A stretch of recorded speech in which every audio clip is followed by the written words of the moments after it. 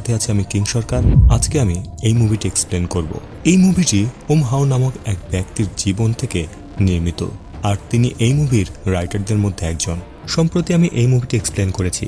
আপনারা যদি না দেখে থাকেন তাহলে আমার ডিসক্রিপশনে থাকা লিঙ্ক অথবা পিন কমেন্টের লিঙ্ক থেকে এক্সপ্লেনটি দেখে আসতে পারেন।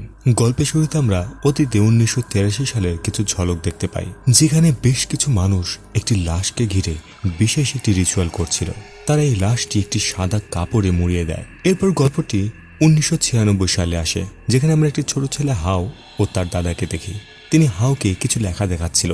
এখানে হাওয়ের দাদা সে কাগজটি হাতে রাখে আর হাওকে নির্দেশ দেয় সে যেন এই কাগজের দিকে ভালোভাবে মনোযোগ দিয়ে দেখে, যেন কাগজটি তার হাত থেকে না সরে যায়। কিন্তু এমন সময় তার বান্ধবী রীতা সেখানে আসে, যে হাওকে খেলার জন্য বাইরে ডাকে, আর তাই সে খেলার জন্য ঘরের বাইরে চলে আসে। আর এদিকে আমরা দেখি সেই কাগজটি বাতাসের মতো হাওয়ায় কোথায় যেন উড়ে যাচ্ছে। এজন্য তার দাদা অদ্ভুত কিছু অনুভব করতে শুরু করে। এখন আমরা 2013 সাল দেখি, যেখানে হাও এখন অনেক বড় হয়ে গেছে, আর তার সাথে রিদা নামের একটি মেয়ে কাজ করে। হাও এখন একজন লেকচারার। এখানে রিদা হাওকে তার ট্রিপ ক্যান্সেল করার কথা বলে, কিন্তু হাও সেই ট্রিপটি ক্যান্সেল করতে পারবে না। এরপর আমরা হাওকে লেকচার দিতে দেখি, যেখানে সে একটি বিশেষ শক্তির কথা বোঝাচ্ছিল। সে বলছিল এই শক্তির মাধ্যমে আপনারা অন্য কারোর শরীরের ভেতরে প্রবেশ করতে পারবেন, কিন্তু অতীতকে কোনো ধরনের কাটাছেঁড়া করতে পারবেন না, কেননা আপনারা ওই শরীরের কোনো নিয়ন্ত্রণই করতে পারবেন না। আপনারা শুধু অতীতের ওই ব্যক্তির মাধ্যমে অতীতের কিছু ঝলক দেখতে পারবেন। হাওয়ের দাদার কাছে ঠিক এমনই একটি শক্তি ছিল, কিন্তু যেহেতু তার হাত থেকে সেই বিশেষ কাগজটি উড়িয়ে গিয়েছিল, এজন্য তার মৃত্যু হয়ে গিয়েছিল। এরপর আমরা মিস্টার এবং মিসেস সুজাতকে দেখি। তারা তাদের মেয়েকে 2 দিন ধরে খুঁজে পাচ্ছে না। সর্বশেষ সেই স্কুলে ছিল, কিন্তু তার বাবা মনে করে সে হয়তো তার বয়ফ্রেন্ডের সাথে পালিয়ে গেছে, কিন্তু তার কোনো বয়ফ্রেন্ড ছিল না। এজন্য মিসেস সুজাত হাওয়ের কাছে আসে তার মেয়েকে খুঁজে বের করার জন্য। হাও রাজি হয়ে যায়। যে মেয়েটিকে খুঁজে পাওয়া যাচ্ছে না তার নাম হলো সারি। এখন তারা সকলে মিলে সারির স্কুলে যায়, যেখানে তারা সারির টিচার মিসেস ওয়াতির সাথে দেখা করে। এখানে ওয়াতি তাদের কাছে ক্ষমা চায় আর বলে ওই দিন আমার উচিত ছিল সারিকে তার বাড়িতে চলে যাওয়ার কথা বলা, আর সেও সারিকে খুঁজতে চায়। এজন্য ওয়াতি সকলকে সারির ক্লাসে নিয়ে যায়। এখন হাও সারির ব্যবহার করা কিছু জিনিস চায়। সে সারির ব্যবহার করে একটি কেচি হাতে নেয়। এরপর সে তার শক্তি দিয়ে সেই দিনে যায় যেদিন সারি হারিয়ে গিয়েছিল। হাও এখন সারির শরীরের ভেতর থেকে সকল ঘটনাগুলি দেখছিল। এখানে আমরা দেখি দরজাটি কেউ একজন নক করছিল, কিন্তু সেখানে কেউ ছিল না। আবার কিছুক্ষণ পরে সেখানে কেউ একজন দাঁড়িয়েছিল। সারি এই বিষয়টি খুব একটা গুরুত্ব না দিয়ে তার কাজ করতে থাকে, কিন্তু তখনই আলো চলে যায় আর সেলাইয়ের কাপড়টি নিজে থেকেই অনেক বড় হয়ে গিয়েছিল, যার সামনে দাঁড়িয়েছিল একটি আত্মা। এটি দেখে সে অনেক ভয় পায় আর হঠাৎ করে মেশিনটি চালু হয়ে যায়, যার ফলে মেশিনের সুই তার আঙুলের ভেতরে বিঁধে যায়। এরপর সারি বাঁচার জন্য সেখান থেকে পালাতে থাকে। এর মধ্যে সে জ্ঞান হারিয়ে ফেলে। কিছুক্ষণ পরে তার যখন চোখ খোলে, সে দেখে তাকে কেউ একজন টেনে নিয়ে যাচ্ছে। এরপর তাকে বনের ভেতরে একটি গর্তের ভেতরে ফেলে দেওয়া হয়। এটা দেখার পরে হাও পুনরায় বর্তমানে চলে আসে। এখন সে জানে সারি কোথায় আছে। এরপর তারা স্কুলের পেছনে সেই বনের ভেতরে যায়, যেখানে একটি গাছের পেছনে একটি কুয়া ছিল। এরপর তারা কুয়োর ঢাকনাটি সরিয়ে সারিকে তার ভেতর থেকে তুলে নিয়ে আসে। ঠিক তখনই হাও সেখানে একটি লাশ দেখতে পায়, যে কিছুক্ষণের মধ্যেই অদৃশ্য হয়ে যায়। সারিকে তোলা হয়ে গেলে তারা কুয়োটি ঢাকনা দিয়ে পুনরায় ঢেকে দেয়। এরপরে সেখান থেকে চলে যায়। পরের দৃশ্যে আমরা হাওকে তার দাদার কবরের পাশে বসে থাকতে দেখি, যেখানে সে তার দাদার পছন্দের খাবারের কিছু জিনিসপত্র নিয়ে এসেছিল। অন্যদিকে কবরস্থানে একজন ব্যক্তি কবর খুঁড়ছিল, যে হাওকে ইশারা মাধ্যমে তার কাছে ডাকছিল। এরপর হাওকে তার হাতে থাকা ডেথ স্টোন দেখায়, যেখানে হাওয়ের মৃত্যুর তারিখ লেখা ছিল 2013। এটা দেখা মাত্রই হাও সোজা কবরের ভেতরে পড়ে যায়। এরপরে সেই ব্যক্তিটি হাওকে কবরের ভেতরে জীবন্ত মাটি দিতে থাকে। তখনই হাওয়ের মা তাকে ঘুম থেকে জাগিয়ে তোলে। এখানে আমরা জানতে পারি অতীতে যাওয়ার বিশেষ শক্তিটি ব্যবহার করলে শরীর অনেক দুর্বল হয়ে যায়, আর তাই হাও এখন বর্তমানে অনেক দুর্বল অনুভব করছে। এই জন্য সে আরাম করার জন্য যখন নিজের ঘরে যায়, তখন ফ্লোরে বেশ কিছু মাটি পড়ে থাকতে দেখে। এটা দেখা মাত্রই সে ভয় পেয়ে যায়। পরের দিন সে এই কথাটি তার বন্ধু রিডাকে বলে। হাও এখানে মনে করে সেই আত্মাটি কোনো সাধারণ আত্মা নয়, কেননা সেই লাশের চেহারা ঢাকা ছিল না, যে চেহারাটি দেখতে অবিকল কঙ্কালের মতো ছিল।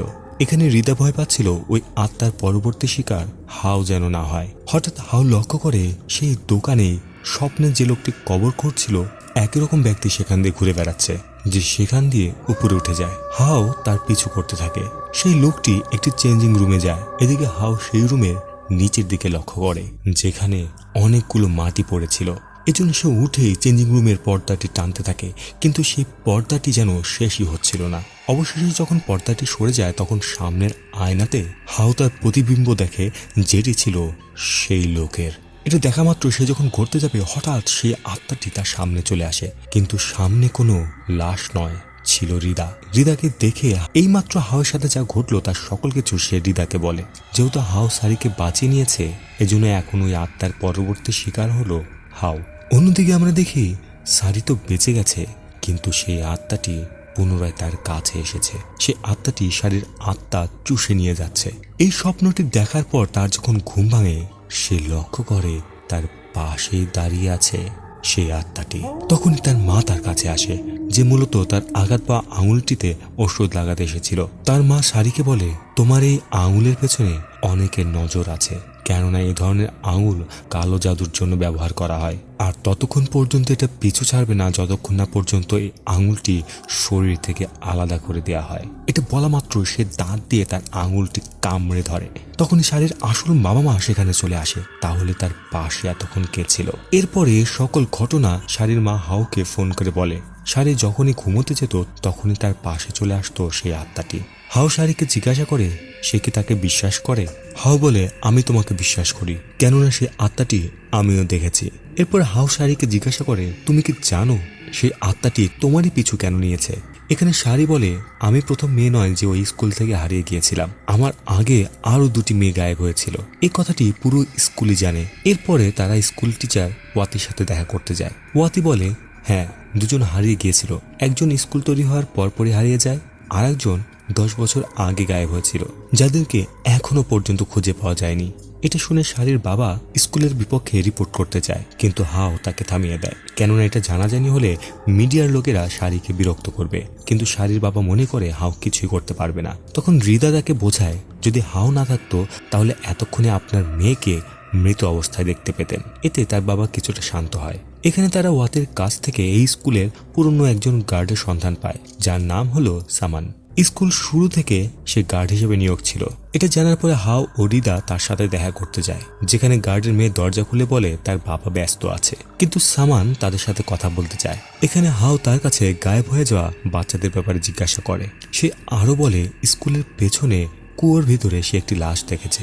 এখানে আমরা জানতে পারি সামান একজন কালো জাদুকরের ছাত্র ছিল, যার নাম ছিল ওয়ালিস্তি, যে টাকা ও ক্ষমতার জন্য যে কাউকে মারতে তার হাত একটুও কাঁপতো না। আর ওয়ালিস্তি হলো সেই আত্মা, যে আত্মা তাদের পিছু নিয়েছে।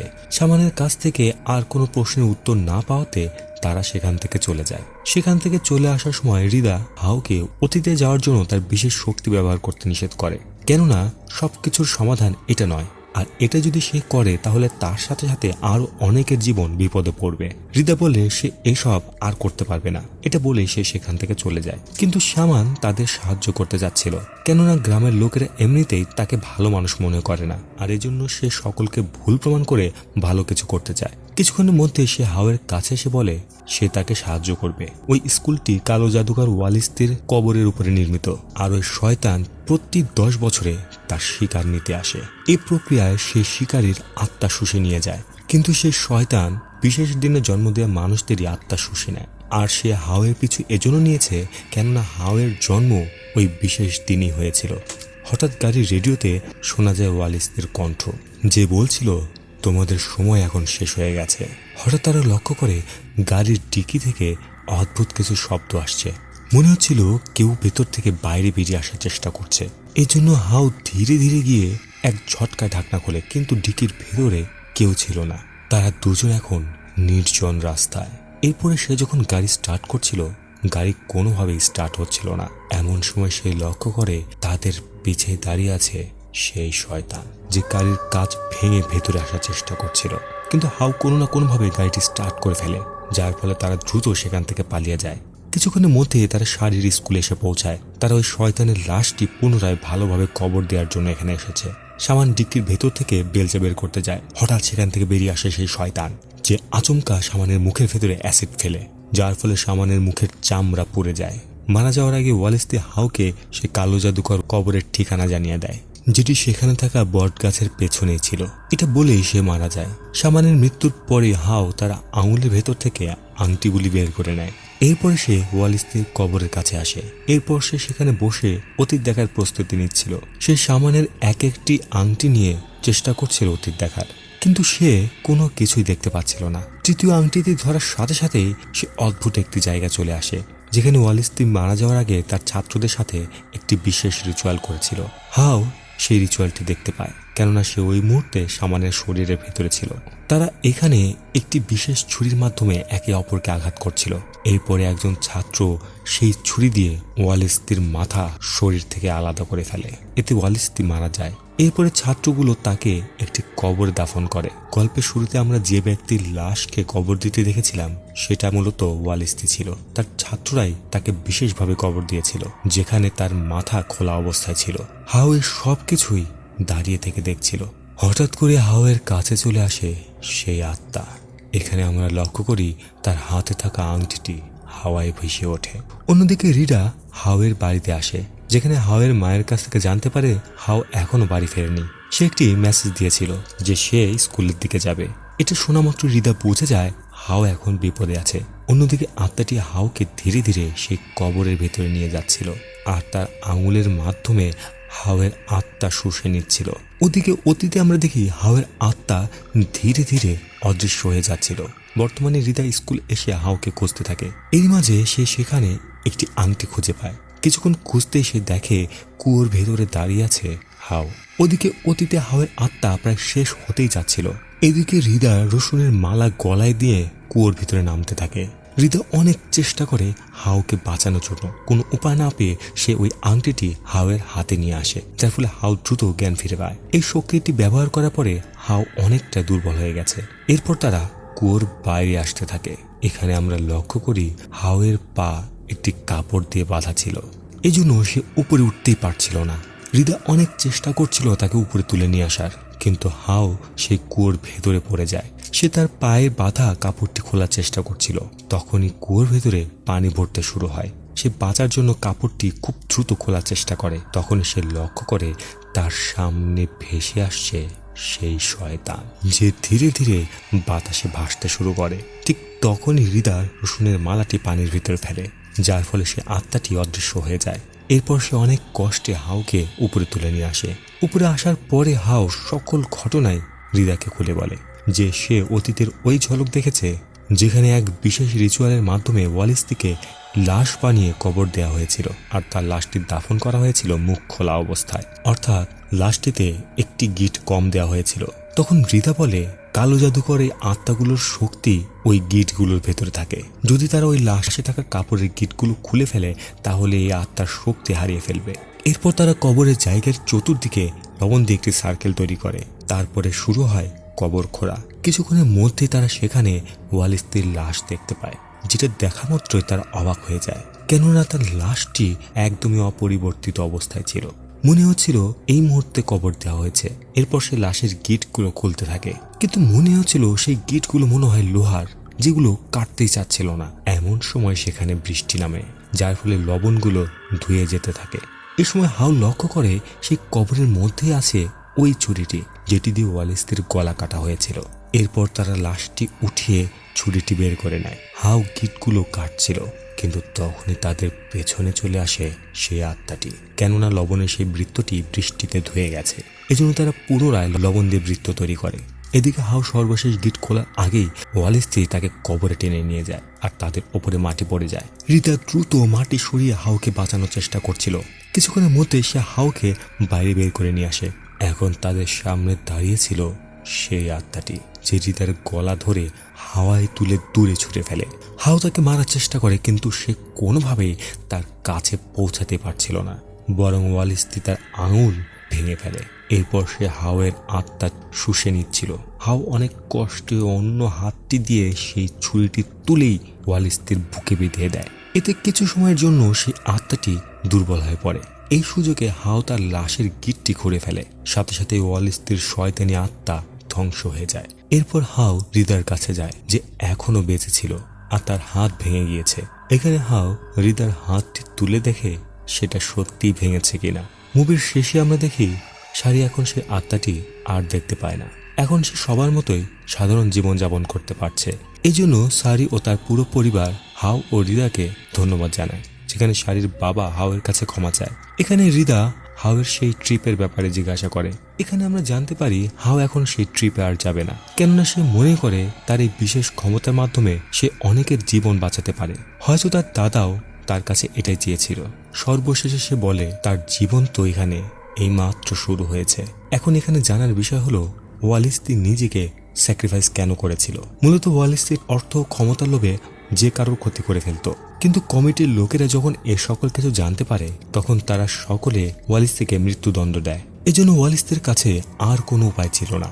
এজন্য সে এক বিশেষ জিনের সাথে চুক্তি করে, যার ফলে সে আত্মা বা পচং হয়ে আজীবন বেঁচে থাকবে। আর এই রিচুয়াল করার জন্য সে এক বিশেষ ছুরি ব্যবহার করেছিল। সেই ছুরিটি দিয়ে হাও ওই শয়তানকে নিঃশেষ করেছে। প্রথমে যে 2 বাচ্চা গায়েব হয়ে গিয়েছিল 10 বছর অন্তর অন্তর হারিয়ে গিয়েছিল, কেননা ওয়ালিস্তি প্রতি 10 বছর পর ফিরে আসতো, যেন সে তাদের আত্মা নিয়ে যেতে পারে।